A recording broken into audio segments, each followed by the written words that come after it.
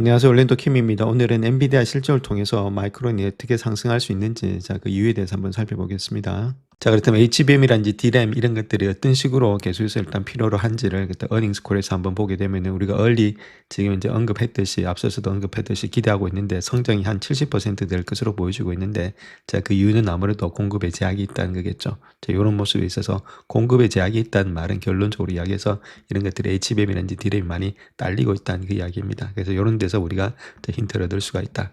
그렇게 우리가 보시면 되겠죠. 자, 다음 요 내용들은 다른 것보다는 좀 리스크적인 입장이 되겠죠. 엔비디아 입장에서 보면은, 그런데 메모리 입장에서 본다면 상당히 고무적인 이야기다 이렇게 보면 되는데, CFO가 이야기했던 내용을 보게 되면 부품 가격의 상승 위험 이런 것들을 언급했다는 겁니다. 메모리 시장에서 극심한 가격의 상황을 겪고 있다. 그래서 가격의 상승폭은 기존의 예상치를 넘어섰고 내년으로 갈수록 더욱더 높아지고 있다. 가격이 높아진다는 이야기입니다. 그래서 1분기에 실행된 가격 인상이 반영되기 전까지 마진 압박이 예상이 되고 있다. 그러니까 비용이 너무 많이 들으니까 마진이 압박이 되고 있다. 드는 이유는 HBM, DRAM의 가격이 급등하고 있기 때문이다. 젠슨왕 역시도 마찬가지로 이야기하고 있죠. 생산 능력의 제약에 따른 실행 위험을 재차 언급하면서 공급망 전체가 도전에 직면해 있다. 이렇게 이야기를 하고 있습니다. 그래서 열심히 노력하지 않으면 더욱더 실망하게 된다. 그만큼 공급망에 있어서의 이런 것들이 상당히 도전적으로 계속해서 돈이 올라가고 있으니까 이런 것들의 마진을 깎아먹고 있다.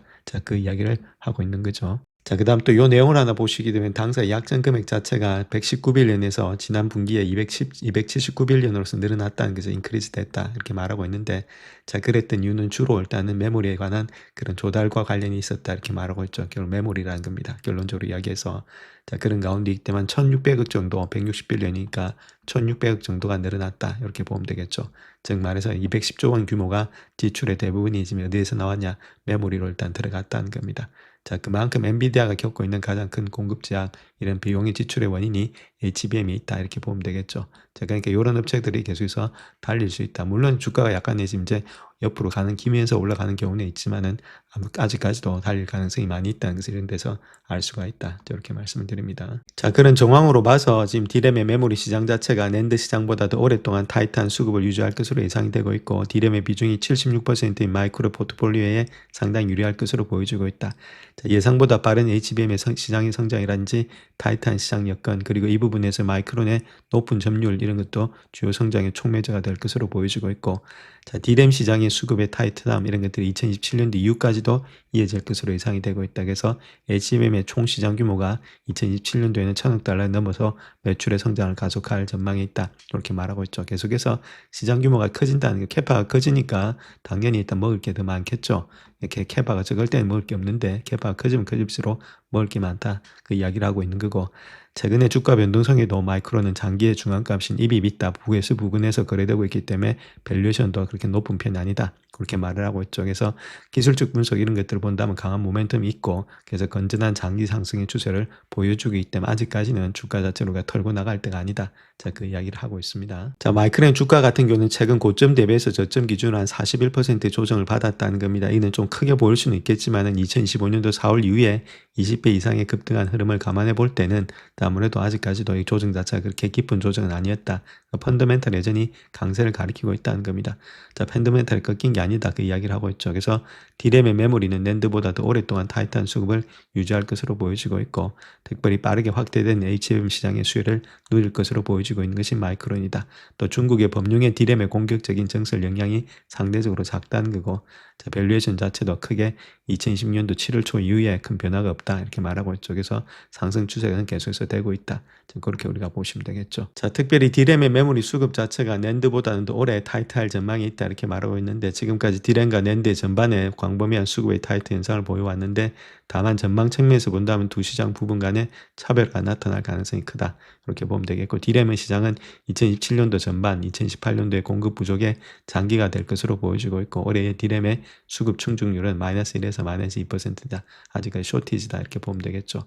이는 수급의 적자가 2027년도까지 더욱더 확대될 것으로 보여지고 있다. 이렇게 말하고 있죠. 그래서 생산 능력 확장에도 불구하고 HBM 제조 제약에 힘입어서 D램의 시장 수요가 견조하게 유지될 가능성이 높은 이유가 있다. 그 이야기를 하고 있죠. 다음 마이크론 테크놀로지 CEO 산제이가 이야기했던 내용이 있죠. 2016년도 3분기에 컨퍼런스 콜에서 이야기했던 내용이 2017년도 전반적인 수급은 타이트할 것으로 보여지고 있고 2027년도 이후에도 타이트한 상황이 이어질 것으로 예측이 되고 있다. 공급 확대를 위해서 노력하고 있지만은 고객의 수요를 뒷받침하는 데 필요한 그런 추가 생산 능력, 즉 추가적인 웨이퍼 생산 능력을 확보하는 데는 오랜 시간이 걸린다는 점을 공유해 왔다. 그렇게 이야기를 하고 있고, 자, 물론 기술의 전환, 노드당의 비트의 증가량 감소, HBM의 트레이드 비율 이런 것들도 전체 공급 증가에 막대한 압력을 가하고 있다. 따라서 2028년도에도 공급이 점진적으로 개선되기 시작하겠지만은 AI 트렌드는 매우 장기적인 흐름이기 때문에 수요 역시 견조한 그런 궤도를 이어갈 것으로 보여지고 있다. 자, AI는 아직도 극초기 단계다 이렇게 말하고 있습니다. 초기 단계도 아니고 극초기 단계다. 자, 그런 식으로 이야기를 하고 있죠. 자, HBM의 트레이드 비율 자체는 HBM 한 단위를 생산하기 위해서 투입해야 되는 기존의 D램의 웨이퍼 생산 능력 양을 뜻하고 있는데 HBM3E의 경우는 3대1이 되고 있다 이렇게 말하고 있고, 반면에 낸드 플래시 시장은 신규 공급 유입과 소비자 전자제품의 수요 둔화 전망으로 2027년도 하반기부터 수급의 여건이 완화될 것으로 예상이 되고 있다. 자, 낸드 플래시의 수급 충족률은 2027년도 하반기에 플러스로 전환되면서 시장이 더욱더 균형을 이룰 것으로 예측이 되고 있고, 자, 메모리 시장에서 나타나는 이 같은 D램 우호적 추세가 매출의 한 75% 이상을 차지하는 D램 중심의 포트폴리오를 갖춘 마이크론에게 상당히 유리하다. 자꾸 이야기를 하고 있습니다. 자, 다음 마이크론 같은 경우에 있어서는 D램하고 낸드가 좀 매출이 믹스가 되고 있는데 2010년도 5월달 기준으로 봤을 때 한 75.6%가 D램이고 24%가 낸드다. 그래서 D램 쪽이 좀 많이 매출을 갖다 가져가고 있다. 자, 그렇게 이야기를 하고 있죠. 자, 마이크론은 빠르게 확대되는 그런 HBM 시장의 수혜가 기대되고 있다 이렇게 말하고 있고, HBM의 템 시장 자체 있죠. 이런 것들은 가속화된 속도로 성장되고 있는데 기존의 업계적만 HBM의 템이 총 시장 말하고 있습니다. 토탈 어드레스 마켓 이것이 2028년도 중에 1,000억 달러 넘어설 것으로 예상이 되고 있다. 총 시장이 계속해서 빠르게 급격하게 늘어난다 그 이야기를 하고 있죠. 그래서 최신의 수요 지표는 이 시장이 1년 앞당겨져서 2027년도 이 기준을 넘어설 것으로 보여지고 있다. 더 빨리 간다 이렇게 말하고 있죠. 그래서 2010년도 3분기에 실적 때 CFO가 이야기했던 내용을 본다면은 2028년도에 1,000억 달러 넘어설 것으로 말한 바 있다. 그래서 HBM은 2027년도에 1,000억 달러 쉽게 넘어선다. 자, 그 이야기를 하고 있죠. 자, 그만큼 일단 템 시장이 빨리빨리 증가된다. 그 이야기를 하고 있습니다. 그래서 이는 21%의 시장 점유율을 확보한 HBM의 선도업계 마이크론에게 상당히 경쟁적이다. 자, 그 이야기를 하고 있고, 자, 그로 인해서 마이크론은 차세대 HBM의 양산 확대도 더 빠르게 진행된 것으로 예상이 되고 있다. 자, 그렇게 이야기를 하고 있죠. 자, 그 다음 또 2020년도에 3분기 때 실적 컨퍼런스 콜에서 산제 CEO가 이야기했던 내용을 보게 되면 HBM4의 12단 제품의 대량 양산 확대 이런 것들이 HBM2의 3E의 12단 제품보다도 2배 빠른 속도로 진행되고 있다. 이제 HBM4가 3E보다도 앞선 거죠. 이런 것들이 더 빠른 속도로 진행되고 있기 때문에 한 10억 달러 이상을 추가하고 있다. HBM4의 매출에 그 이야기를 하고 있고, 자, 또한 HBM4의 12단 제품은 HBM3E의 12단 제품보다 훨씬 빠르게 성숙되는 수율에 도달할 것으로 예상이 되고 있다. 자, 그렇게 이야기를 하고 있죠. 더 빨리 간다는 이야기입니다.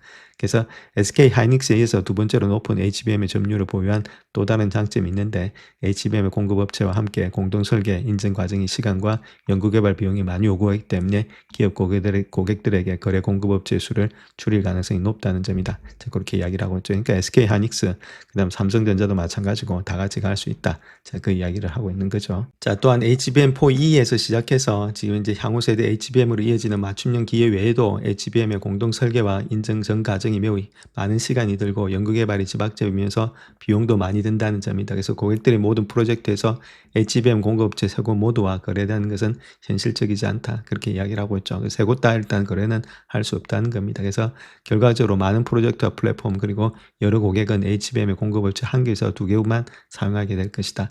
세계 HBM 공급업체 모두를 이용하는 것은 극히 드물다. 이렇게 말하고 있죠. 어쨌든 간에 한두 곳만 하더라도 뭐 지금 모습에서 마이크론이라든지 삼성을 하든지 아니 마이크론 SK 하이닉스를 하든지 어쨌든 간에 이 세 개 업체들은 계속해서 상승의 여지가 있다. 그 이야기를 하고 있는 거죠. 자, 전반적으로 HBM 시장의 가속의 성장세는 가격에도 긍정적인 타이트한 공급의 제약 환경이 뒷받침을 받고 있다. 그래서 고객들은 요청 물량의 60에서 70%만 배정받고 있다는 겁니다. 쇼티지가 나타나고 있다는 거죠. 이에 따라서 HBM4의 가격은 2010년도 회계연도 하반기에 기가비트당 2달러에서 2017년도에는 4에서 5달러로 2배 이상 상승할 것으로 예상이 되고 있다. 계속해서 아무래도 가격이 높아진다는 말은 그만큼 쇼티지가 나타나고 있다는 이야기가 되겠죠. 그래서 재무적인 영향 측면에서는 마이크론의 클라우드 메모리 사업부에서 성장 효과를 확인할 수 있고 이러한 것이 배수 성장에서 이어질 것이다. 주가 상승으로 이어진다. 자, 그 이야기를 하고 있는 거죠. 자, 그래서 클라우드 메모리의 비즈니스 유닛 자체, 레버뉴 자체가 계속해서 성장되고 있다는 겁니다. 2016년도 2분기 때 보면은 162.9%에서 지금은 306%까지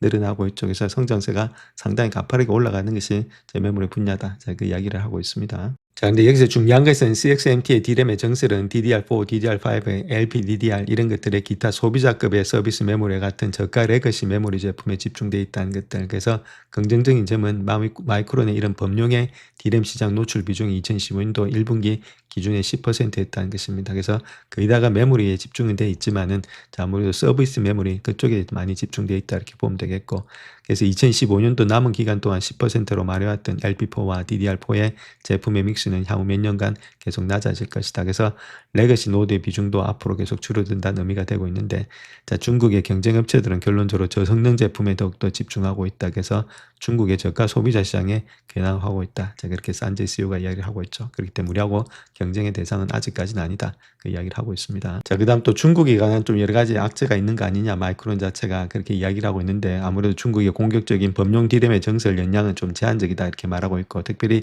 장신 메모리에 관한 중요한 변화가 나타나고 있는데, 자, 86억 달러 규모의 IPO로 마친 CXMT 장신 메모리가 베이징 허페이 상하이에서 생산 거점을 확대해서 월간의 합산 생산량을 60만 장 이상으로 웨이프를 끌어올리고 있다. 자, 이는 마이크론의 D램의 웨이프 생산 능력과 거의 맞먹는 수준이 되고 있는데, 자, 그 결과로 장신 메모리 D램 매출이 전년 동기 대비해서 8배 증가되었고, D램의 시장 점유율 역시도 1분기에 지금 이제 8%까지 상승했다는 겁니다. 자, 이런 것들 때문에 좀 위험한 거 아니냐, 자, 그 이야기를 하고 있는 거죠. 자, 그런데 현재 이러한 비중 자체가 5% 미만 수준으로 훨씬 낮아질 것으로 예상이 되고 있고, 자, 그로 인해서 지금 이제 저가 소비자용 D램 제품으로서 대규모 공급이 유입될 위험이 마이크론에 미치는 영향은 크지 않다. 즉 말해서 오히려 마이크론이 HBM과 같은 고사양의 지금 D램의 애플리케이션에 집중하는 데 있어서 전략적인 방향성을 더욱더 분명해 준다. 이쪽으로 더욱더 갈 수 있는 것이 지금 현재 마이크론이다. 그렇게 보면 되겠죠. 그래서 아무래도 장신 메모리하고는 조금 질적으로 다르다. 그 이야기를 하고 있습니다. 자, 그 다음 또 밸류에이션 상에서 봤을 때 EBITDA입니다. EBITDA로 봤을 때 포월드 기준이죠. 1년 동안의 포월드 기준을 봤을 때 지금 5배수 기준에서 등락을 거듭하고 있고, 거의 5.15배수니까 그렇게 높은 편이 아니다. 배수도. 자, 그런 가운데 있기 때문에 이게 고평가되어 있는 수준이 아니다. 자, 그 이야기를 하고 있죠. 자, 그래서 결론적으로 봐서 아직까지는 강세 추세에 있다 이렇게 말하고 있고, 사업의 포트폴리오를 통해서 자, D램과 낸드의 믹스 측면에서 유리한 측면에 있고, 범용 D램 노출도도 낮다 이렇게 말하고 있죠. 또한 빠르게 확대되는 HBM의 시장의 수혜를 누릴 만한 그런 유리한 위치에 있다. 그러니까 밸류에이션도 상당히 안정적이다. 자, 그렇게 말을 하고 있습니다. 그래서 기술적 분석도 그렇게 나쁜 편이 아니고 상승의 추세에 있다. 이렇게 말을 하고 있죠. 그래서 전반적으로 아직까지는 추세는 상승에 있다. 그 이야기를 하고 있습니다. 자, 그래서 마이크론 테크놀로지의 주가 차트 한번 보시게 되면 이베일슨 위에 있죠. 이베일슨 위에 있다는 말, 아직까지는 추세 상승 중에 있다 이렇게 보면 되겠죠. 그 다음에 여기 또 배수 자체 P 레이셔도 6.8배수니까 아직까지 그렇게 높은 편은 아니다. 자, 그렇게 보시면 되겠고, 어느 정도 약간의 수렴되는 그런 가운데 있죠. 주가 자체가 이렇게 수렴이 되고 있습니다. 자, 고점과 고점이 낮아지고 있고 저점과 저점이 높아지는 그런 수렴의 장세가 되고 있다. 그래서 어느 정도 기간과 수렴 후에는 아무래도 주가는 이제 튀는데 아무래도 위로 갈 가능성이 많겠다 이렇게 보면 되겠죠. 그 이유는 펀더멘탈이 아직까지 죽은 기업이 아니죠. 자, 물론 많이 올라왔기 때문에 그에 따른 조정은 있겠지만은 여기서 내려가려면은 주가가 꺾이기 위해서는 매출과 이익의 성장률이 꺾여야 되는데 아직까지 그런 모습은 보이지 않고 있기 때문에 아직까지 들고 갈 때지 덜 때가 아니다 이렇게 누누이 말씀을 드렸습니다. 영상을 끝까지 시청해 주셔서 감사합니다. 영상이 도움이 되셨다면 구독과 좋아요 부탁드립니다. 감사합니다.